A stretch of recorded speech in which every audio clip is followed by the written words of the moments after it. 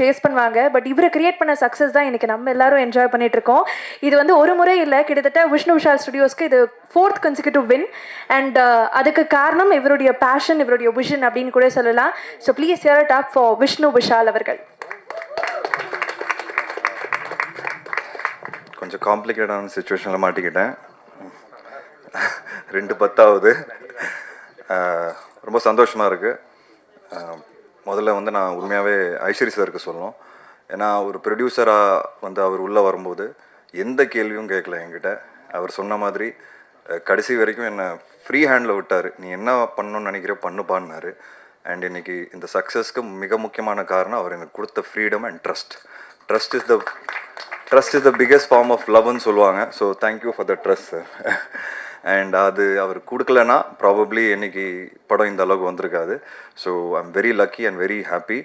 And நான் நிறைய இடங்களில் சமீபத்தில் பேசும்போது கிரெடிட் பற்றி பேசியிருக்கிறேன், யாருமே எனக்கு கொடுக்கலன்னு. பட் ஐ திங்க் இந்த ஒரு மேடையில் சார் வந்து என்னோட 18 வருஷத்தோட ஜேர்னியோட கிரெடிட் கொடுத்துட்டாரு. So thank you so much sir, thank you. And entire team, cinema ஒரு டீம் ஒர்க், நான் நிறைய இடத்துல சொல்லியிருக்கிறேன். ஸோ டீமில் எல்லாருமே அவங்கவுங்க ஒர்க் வந்து பர்ஃபெக்டாக பார்த்துக்கிட்டாங்க. அண்ட் அதனால் இன்றைக்கி இந்த படம் வந்து மக்கள்கிட்ட போய் ரொம்ப பிஎன்சி சென்டர்லாம் பயங்கரமாக சேர்ந்துருக்கு. ஸோ நாங்கள் தியேட்டர் விசிட்ஸ்லாம் போனோம் ஃபஸ்ட் வீக். பயங்கரமான ஒரு ரிசப்ஷன், குழந்தைங்களோட ஃபேமிலிஸோட லேடிஸு பயங்கரமாக கூட்டம் ஏறிச்சு. ஃபஸ்ட்டு டேவே ஈவினிங் ஷோலேருந்து பயங்கரமாக ஏற ஆரம்பிச்சிது. அது பார்க்கும்போது ரொம்ப மகிழ்ச்சியாக இருந்தது. ஏன்னா ஃபேமிலி ஃபிலிம்ஸ் ரொம்ப கம்மியாயிடுச்சு சார் சொன்ன மாதிரி. ஸோ இந்த மாதிரி ஒரு படம் செல்லா வந்து கொடுத்ததுக்கு செல்லாக்கு ரொம்ப தேங்க்ஸ். அண்ட் செல்லா 11 வருஷம் பழக்கம் எனக்கு. அவர் மேலே எனக்கு பயங்கர நம்பிக்கை. இதே மாதிரி இருங்க செல்லா, இதே மாதிரி நல்ல கதைகள் பண்ணுங்கள், ஃபேமிலி படங்கள் பண்ணுங்கள். அண்ட் செல்லாவோட வெற்றி பார்க்கும்போது எனக்கு ரொம்ப பெருமையாக இருக்குது, சந்தோஷமாக இருக்குது. அவர் இன்னும் பெரிய ஒரு கமர்ஷியல் டைரக்டராக சினிமாவில் வருவாருங்கிறது, ரொம்ப ரொம்ப பெரிய இடத்துக்கு வருவாருங்கிறது நான் ரொம்ப ஸ்ட்ராங்காக நம்புகிறேன்.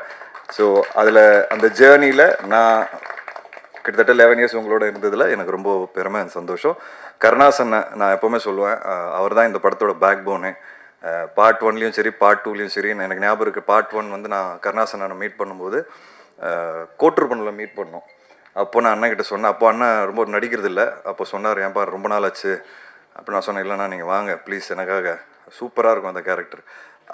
அன்னைக்கு சொன்ன ஒரு விஷயம் வந்து எனக்கு தியேட்டரில் பார்க்கும்போது எல்லாம் பயங்கரமாக கைத்தட்டி என்ஜாய் பண்ணி, நீங்கள் வந்து டான்ஸ்லாம் ஆடும்போது கூட ஒரே விசில் கிளாப்ஸு, அது பார்க்கும்போது எனக்கு ரொம்ப சந்தோஷமாக இருந்தது. ஏன்னா ஒரு ஆக்டருக்கு ஒரு ப்ராமிஸ் பண்ணும்போது அதை காப்பாற்றும் போது அந்த ஆக்டருக்கு அவ்வளோ சந்தோஷம் கொடுக்கும். ஏன்னா நிறைய சினிமாவில் ப்ராமிசஸ் வந்து யாருமே காப்பாற்ற மாட்டேங்கிறாங்க, கூப்பிட்டுறாங்க, ஆனால் அதுக்கு உண்டான வேல்யூ உள்ள கேரக்டர்ஸை கொடுக்க மாட்டேங்கிறாங்க. பட் நான் ஒவ்வொருத்தர்கிட்ட கூப்பிட்டு சொல்லும்போது அதுக்கு உண்டான ஒரு கேரக்டர் கொடுக்கும்போது அது ஜெயிக்கும் போது தியேட்டரில் எனக்கு ரொம்ப சந்தோஷமாக இருக்குது. ஏன்னா நானும் ஒரு ஆக்டராக அதை எதிர்பார்க்குறேன். ஸோ அந்த விதத்தில் நான் ப்ராமிஸ் பண்ணது மோக்ஷாவுக்கும் ஃபஸ்ட் டைம் கூப்பிட்டு பேசும்போது அவங்க நம்பலை. நான் சொன்னேன், பயங்கரமான ஒரு ரிசப்ஷன் கிடைக்கும் உங்களுக்கு, வேறு எந்த படம் கமிட் பண்ணாதீங்க. பொதுவாக எல்லோரும் சொல்லுவாங்க சினிமாவில் அப்படின்னு நினச்சிக்கிட்டாங்க. பட் தியேட்டர் போய் பார்க்கும்போது அவங்களுக்கு அடித்த விசில் கிளாப்ஸு, எங்கே போனாலும் மீனும் மிஸ் தான் கேட்குறாங்க. நான் மைக்கில் பேசும்போது கூட, நீங்கள் கொஞ்ச நேரம் விடுங்க சார், அவங்ககிட்ட மைக்கை கொடுங்கன்றாங்க. அந்த அளவுக்கு வந்து அவங்களுக்கு reception. So I am very happy for you moksha, congratulations. And எப்போவுமே நான் இப்போ காளி வெங்கட் சொன்னார் என்னென்னா, செல்லா வந்து அவருக்கு தெரியாமலே படம் எடுத்துட்டாரு, ஹீரோயின் ஓரியன்ட் படம்னு.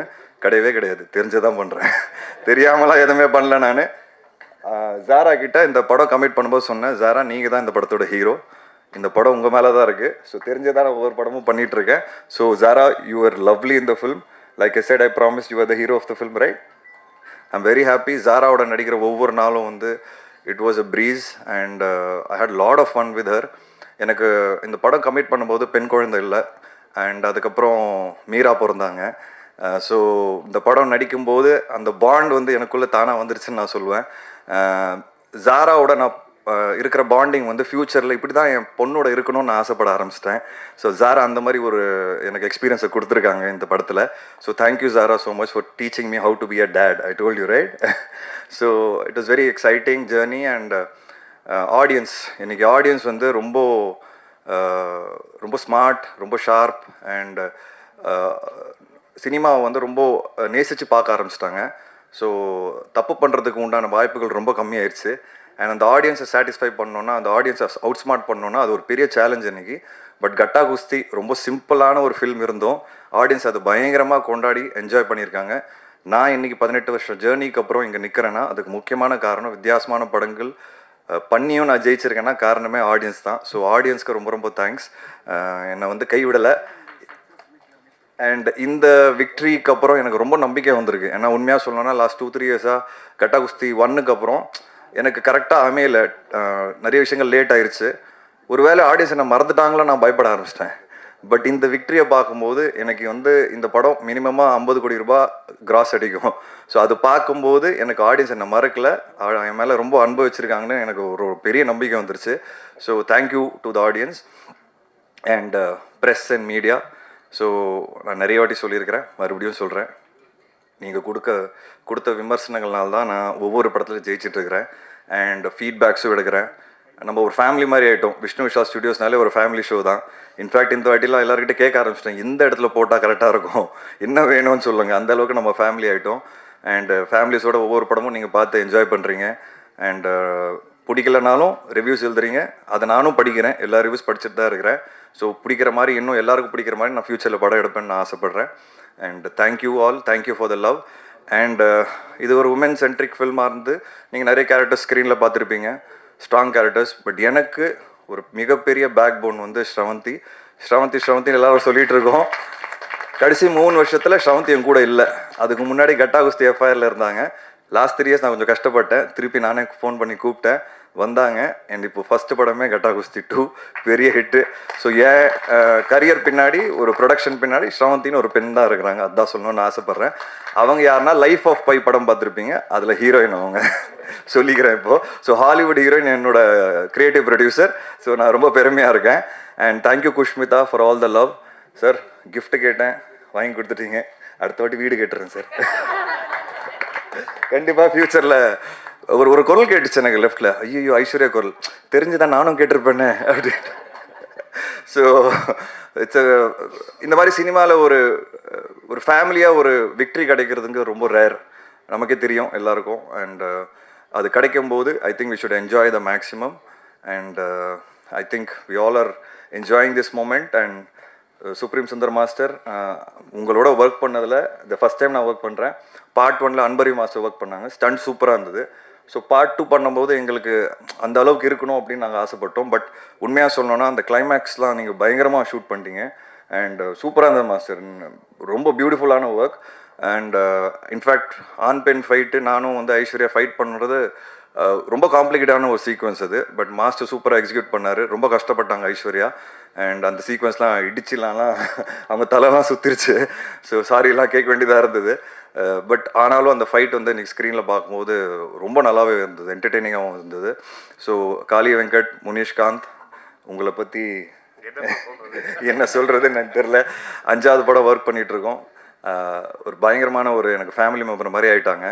எனக்கு ரொம்ப பிடிச்ச விஷயம் என்னென்னா, நான் ஒரு படம் பண்ணும்போது எல்லாருக்கும் பேசும்போது நான் சொல்லுவேன், பட்ஜெட் என்ன பட்ஜெட்டு, சினிமா எங்கே போயிட்டுருக்கு, வியாபாரம் என்ன, ஓடிடி எப்படி விற்குது, இப்படிலாம் பேசிவிட்டு அவங்கக்கிட்ட ஒரு ப்ரெசன்டேஷன் கொடுப்பேன். இந்த பட்ஜெட்டில் பண்ணால் நீங்கள் கரெக்டாக இருக்கும், சம்பளம் பற்றி தான் பேசிகிட்டு இருக்கேன். எல்லாருமே புரிஞ்சுக்கிட்டு எனக்காக பார்ட் 1லேயும் பண்ணாங்க, பார்ட் 2லேயும் பண்ணாங்க. ஸோ உண்மையாகவே சொல்கிறேன், ஒரு ப்ரொடியூசராக இங்கே உட்காந்துருக்க எல்லாருக்குமே ரொம்ப நன்றி. ஏன்னா சினிமாவோட புரிதல் இருந்தால் தான் ஒரு ஆக்டர் அவங்களோட சம்பளத்தை அதுக்கு ஏற்ற மாதிரி ஃபிக்ஸ் பண்ணுவாங்க. ஒரு ஹீரோக்குன்னு ஒரு பிஸ்னஸ் இருக்குது, அந்த பிஸ்னஸுக்கு ஏற்ற மாதிரி தான் பட்ஜெட் எடுக்கணும். நாளைக்கு படம் அடிக்குமா அடிக்காத நம்ம கையிட கிடையாது. ஆனால் என்னோட ஃபர்ஸ்ட் ரூல், ப்ரொடியூசருக்கு லாஸ் வரக்கூடாது. அதுதான் என்னோட ஃபர்ஸ்ட் ரூல். அதை நான் எல்லாருக்கிட்ட எடுத்து சொல்லும்போது எல்லாருமே புரிஞ்சுக்கிட்டாங்க. ஸோ எல்லாருக்குமே ரொம்ப ரொம்ப நன்றி. இன்றைக்கி அதோட விக்ட்ரி தான் நம்ம எல்லாரும் பார்க்குறோம். And I'm very very happy. இதோட நான் முடிச்சுக்கிறேன். Sorry. Thank you so much. And thanks to my team, my entire production team. Thanks to Kavitha Pandian. And thank you so much. வாங்க ஜாலியாக என்ஜாய் பண்ணி லஞ்ச் சாப்பிடலாம். தேங்க்யூ.